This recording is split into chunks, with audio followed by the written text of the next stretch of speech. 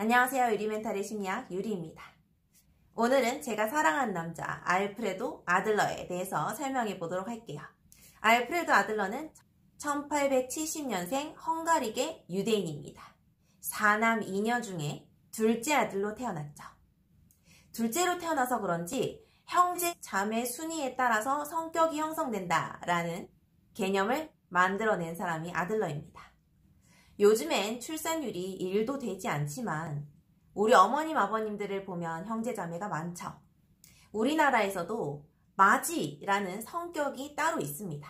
술자리에서 모임에서 다른 사람들을 굉장히 잘 챙기고 다독여주며 배려를 해주면 너 혹시 마지야? 라는 질문을 하잖아요.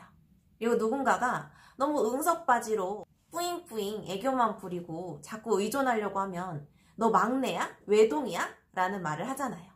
그래서 아들러는 얘기합니다. 원래 첫째는 왕이었다. 그런데 둘째가 태어난 순간 왕위에서 물러나는 박탈감을 느끼게 되죠. 하지만 그 왕위를 보존하기 위해서 착한 행동을 하게 되는데 그게 바로 우리나라에서 말하는 마지의 성격이 되겠습니다. 자, 그럼 둘째는 어떤가요? 제가 말하는 둘째는 3명 중에 둘째를 말하는 겁니다. 욕하는 거 아니에요.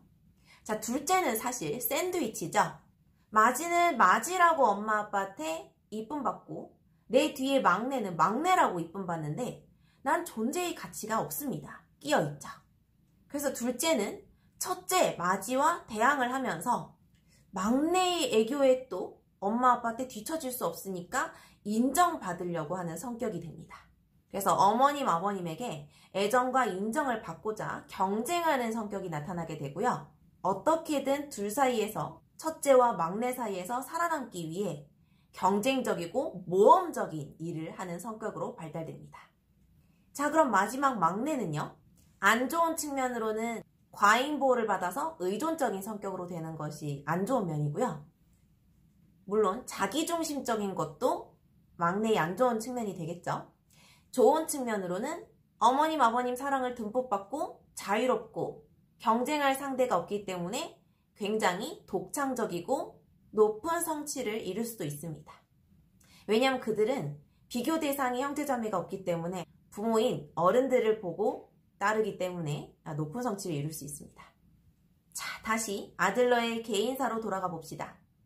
아들러는 어릴 때 구루병을 앓았습니다.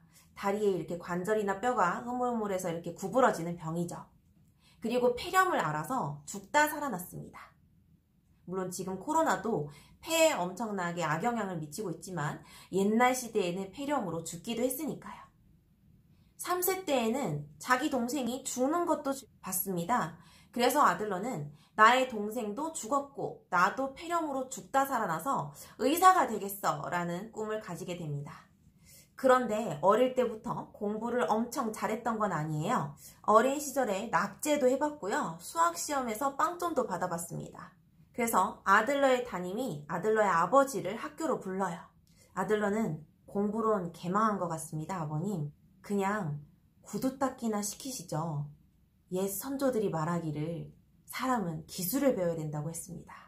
구두 닦기 시키세요.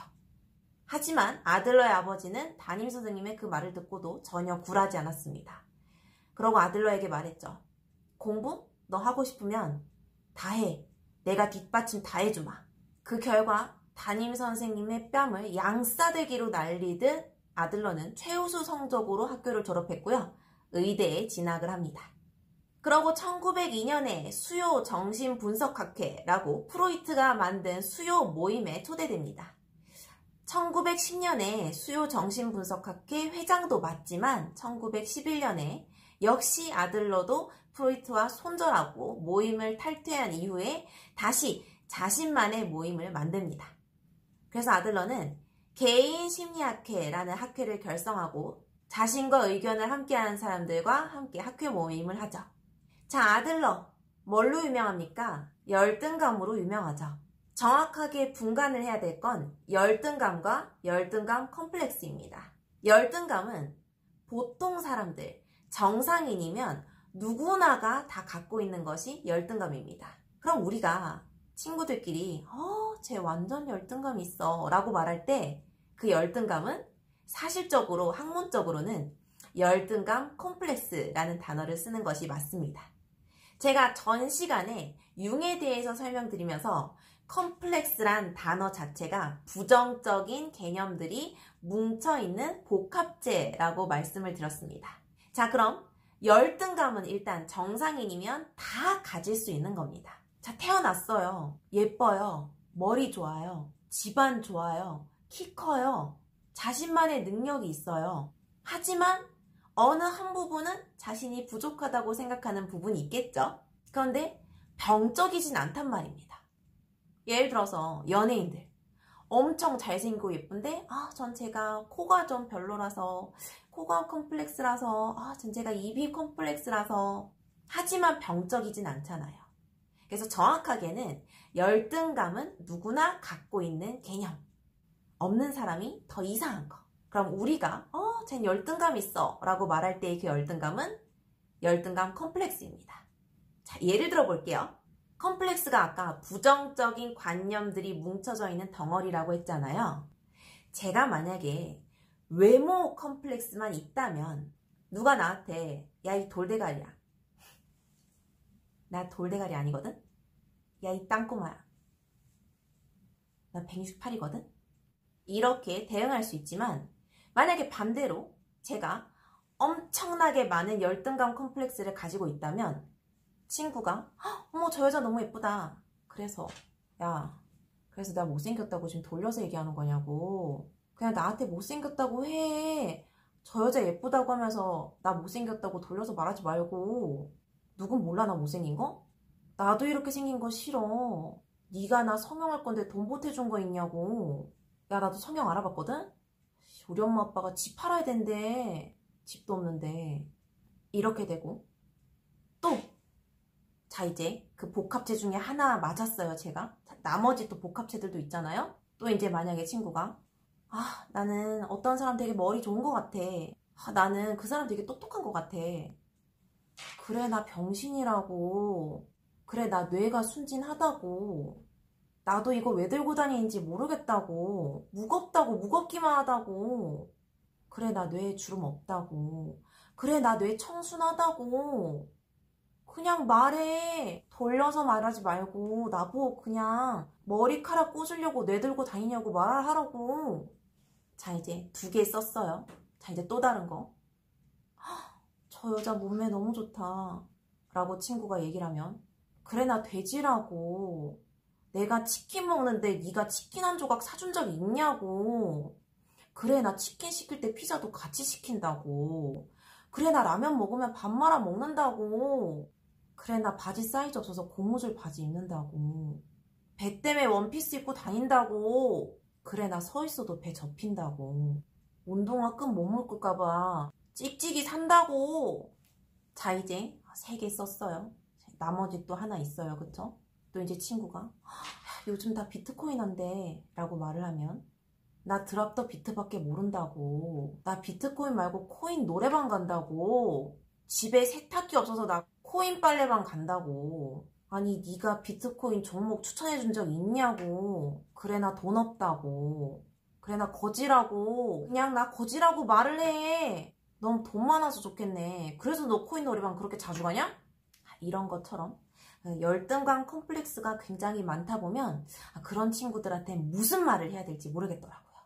뭐 무슨 말만 하면 난리나. 자, 그리고 나머지 아들러 일생을 얘기해드리자면 세계 1차 세계대전 때 군의관으로 참전했고요. 1차 대전이 끝나고 아동정신병원을 22곳을 열었으나 아들러가 유대인이라는 이유로 다 폐쇄당했습니다. 역시 프로이트처럼 아들러 역시 유대인이었기 때문에 1935년 미국으로 망명하게 되고요. 세계 여러 나라에서 아들러는 엄청나게 많은 순회 강연을 돌아다닙니다. 그러다가 1937년 순회 강연 도중 사망합니다.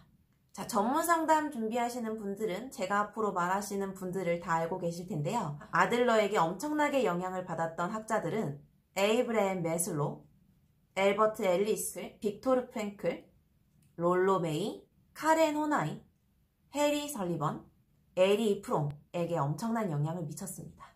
자, 그리고 우리나라에선 아들러가 어떤 책으로 유명하죠?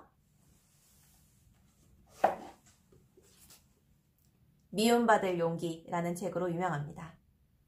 몇 년도였는지 모르겠는데요. 한동안 오랫동안 베스트셀러로 있었죠.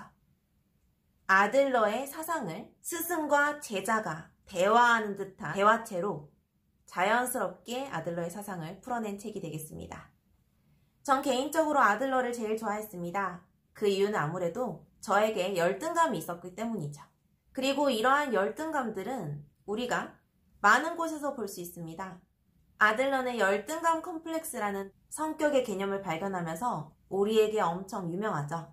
저는 아들러를 가장 좋아합니다. 왜냐하면 저에게도 열등감이 있기 때문이죠. 그런데 이 열등감은 언제나 우월 추구라는 것을 뒤따라오게 합니다. 소위 말해서 보상이라는 거죠.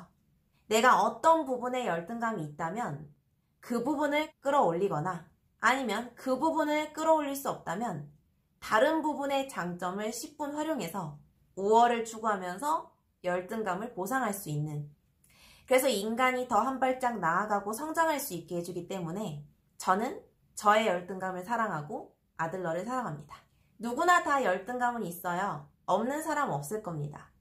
하지만 나의 이 열등감을 어떤 걸로 더 보상할 수 있냐, 그리고 그 보상을 하려면 우리가 더 노력을 해야 되겠죠? 열등감 컴플렉스만 아니면 됩니다. 내 열등감으로 꼭 더 자신을 성장시킬 수 있는 원동력으로 쓰길 바래요. 그럼 다음번에 또 재미있는 학자로 찾아오겠습니다. 다음번에 봐요.